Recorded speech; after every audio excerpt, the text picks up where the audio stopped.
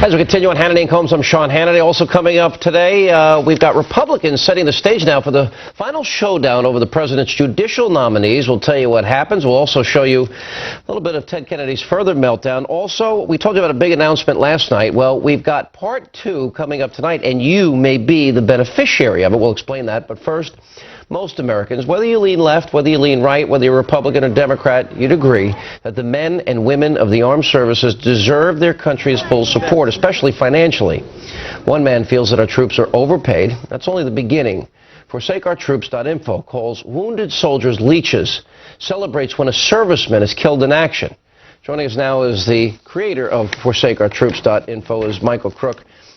Let's just go through this here step by step.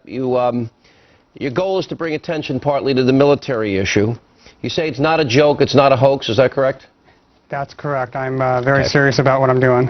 Okay. You say don't military pukes learn anything. You put that on your website, correct? That is correct. 9 more Marines bite the big one in combat. Stupid is as stupid does. You put that up there, sir? That is correct. Yeah, by the way, those people that you're calling stupid that bite the dust allow morons like you to say stupid things like that, by the way. You call our troops these scumbags who probably couldn't hack it in the workforce. The U.S. soldier is a poster child for retroactive abortion. That's how you feel, sir? That is honestly how I feel. Uh-huh. Do you realize, I mean, it's really hardly worth talking to you because you're not a very bright person. But just for the sake of for our audience learning that such people like you exist, do you realize you wouldn't have the opportunity to be such an idiot if it weren't for U.S. troops serving and protecting your liberties and freedoms? Do you understand that at all? Do you have any concept of that? Well, actually, what's idiotic is the pay structure that our military is receiving. I didn't ask you about the pay structure. Do you realize you wouldn't have the voice to call our troops scumbags? You wouldn't have the voice to say that American soldiers are the poster child for retroactive abortion if they didn't pave the way for your liberty to say that. Do you understand that? To some degree, yes. To some degree. So then why would you say that about people that give you the freedom to say stupid things like that? Well, you know, as I alluded to just moments ago, you know, the pay structure and just the way that the I didn't ask you about the pay structure. Why you wouldn't be able to say it unless they put their lives on the line for you, would you? Because you wouldn't have the freedom to say it. Isn't that true, sir?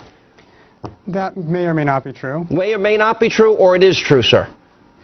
Well, I mean, you know, we do have the freedom of speech. And there is no, Michael, think just an inch deep below the surface. There is no freedom of speech unless they protect it for you. Isn't that true, Michael? Fine, that is true. So then why would you say such horrible things about people that give you such a gift? Well, it really isn't, you know, I don't really look at it as a gift. I look at it as a right. Freedom of speech isn't a gift? They're not protecting it for you, or they are? Well, how are they protecting? You just admitted. I know it's hard to follow your own thought pattern. You just admitted they give you the right. Why can't you be respectful for those that would protect it for you? Well, I have an opinion to share, and I'm doing that. And if people feel that's disrespectful, then so be it. But why would you do it to the people that give it to you? Why are you so thoughtless, so mean, and so cruel? I don't really see it as being thoughtless, mean, or cruel. I see it as being factual and calling the nation's attention to something. Michael, it's Alan. I want you to understand this. Good luck. I'm not going to personally insult you, but I do want to understand where you're coming from here. If you're upset with the pay structure, if you're upset with the military and what they're doing, isn't your problem really with the government, with the policies, the people who set the policy? Why isn't your wrath directed there rather than the people who are fighting the battles? Well, I mean, these people are, you know, we're not in a draft situation right now, so these people are voluntarily going into something where, I mean, you have, you know, base salary, housing, special duty Right, but pay, that's their choice. They made a choice to do that. Your problem with the military, and you're right, they don't get paid enough. They don't have good enough benefits. They are not often treated well when they come back from war, and that's been historical in this country. Why isn't your anger properly directed at the policymakers responsible for that?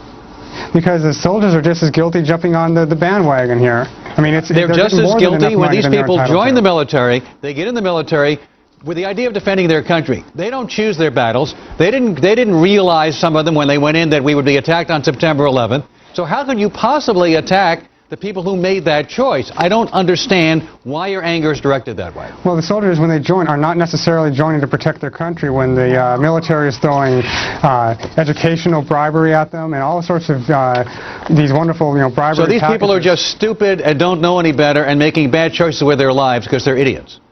Well, I mean, look at the people, we just had 3 soldiers die yesterday. I mean, And it's their fault? What are they dying It's their for? What are fault? they dying for? Wait, you're blaming the soldiers who died? It's their fault? Well, they signed the dotted line, didn't they?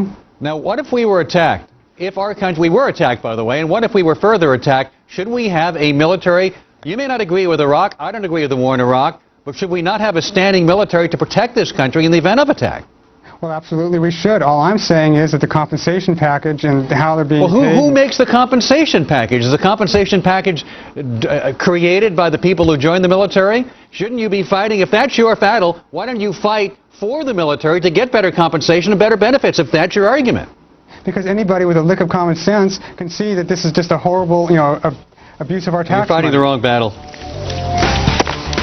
Michael, you're ignorant and you're a disgrace. Go back I'm to not school. ignoring Go back to anything. school and get an education. And it's for safe And learn something. You wouldn't have the right to say anything if it weren't for these people. You are heartless, you are soulless, you are mean, and you are cruel. And you ought to apologize to these troops because you wouldn't have a voice without them. Thanks, You've I love wasted you our too. time. We check in with Greta Van Susteren, who's standing by for a sneak peek of what's coming up in about 22.